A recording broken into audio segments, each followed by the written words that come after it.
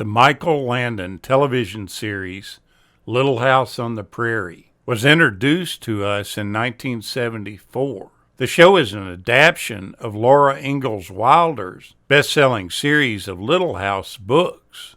The regular TV series was preceded by a 2-hour pilot movie, which aired in March of 1974. The series started on NBC in September of 1974 and ran all the way to May of 1982.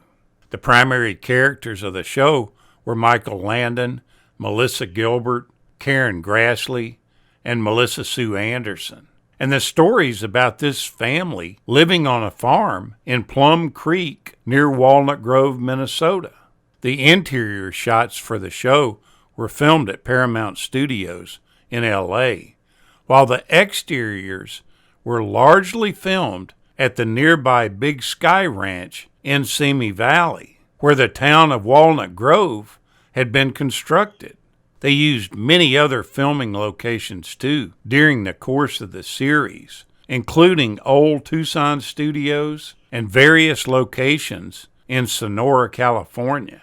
Many of the exterior shots of Walnut Grove and the other Minnesota towns that it supposedly takes place in include mountainous terrain in the background of the scenery. But in reality, the southern Minnesota landscape where the show was supposedly taking place includes no tall mountains in its landscape.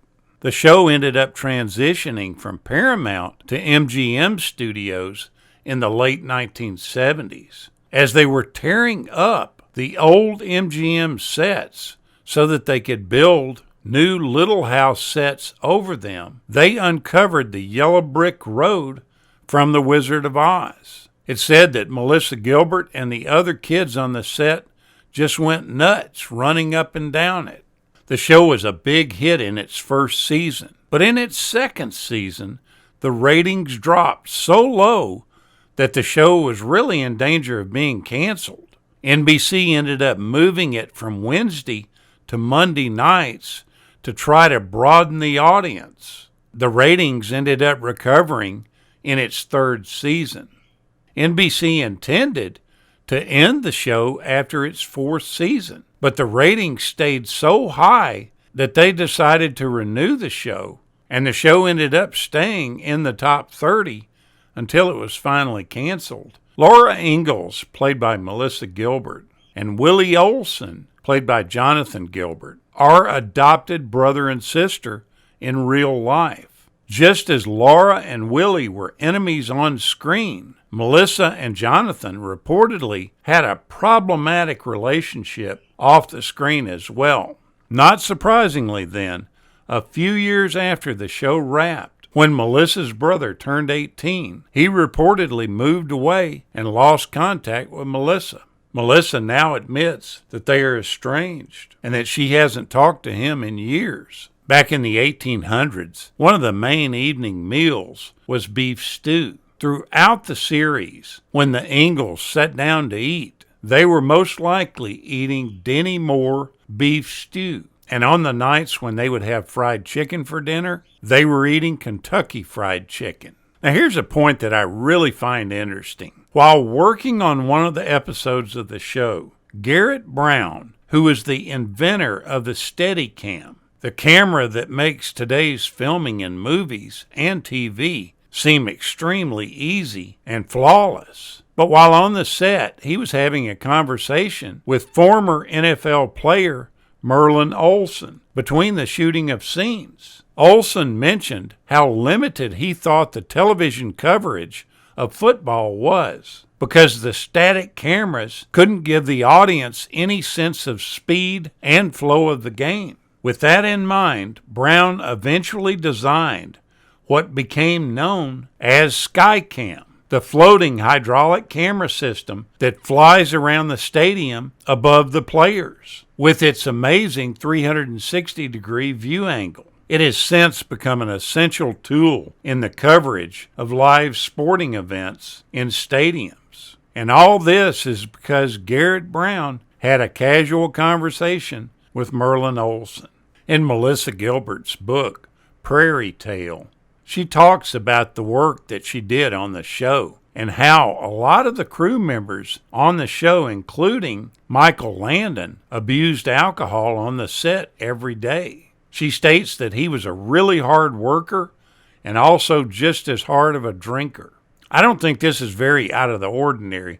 This is fairly commonplace for a lot of TV shows and movies. Some people think that this is what caused him to develop pancreatic cancer at such a young age. Now, I don't know the truth about that or whether it had any influence on it or not, but I do know that quite a few people feel that that was a cause for him getting it so early. He was also a heavy smoker, smoking 3 to 4 packs of unfiltered cigarettes a day.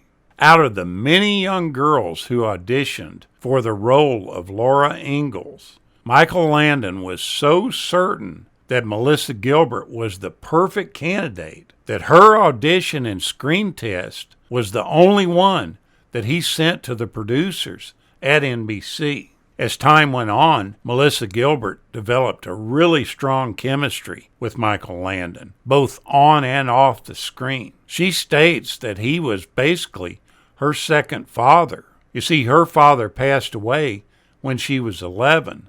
And without really announcing it, Michael Landon stepped in and took over that role. When she wasn't working on Little House on the Prairie, she would spend most of her weekends visiting Landon's real-life family. She states that the house was huge and that they just ran around like banshees through it. Michael Landon would hide behind doorways and jump out and scare them. He gave her an enormous amount of direction, both on the screen and off the screen. He gave her a ton of advice and pounded it into her head that nothing was more important than home and family. No success, no career, no achievements, no accomplishments. Nothing was more important than the people you love and contributing to the community you live in. Just as Charles always called Laura Half Pint on the show, Michael Landon always called Melissa Gilbert Half Pint behind the scenes when the camera wasn't rolling. And this was really done to avoid confusion with the other Melissa, Melissa Sue Anderson.